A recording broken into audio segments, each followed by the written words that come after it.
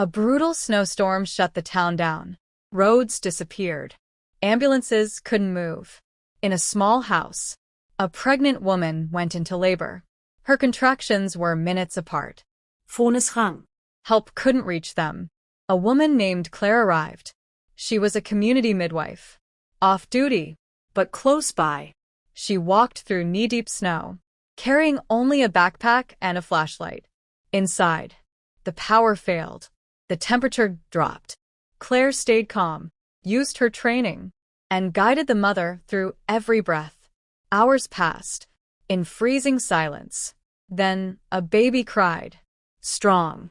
Alive. By morning, rescue teams reached the house.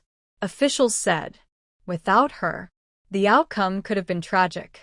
The news called her a snowstorm hero. Claire said, babies don't wait for weather. That night, one woman delivered hope in the cold.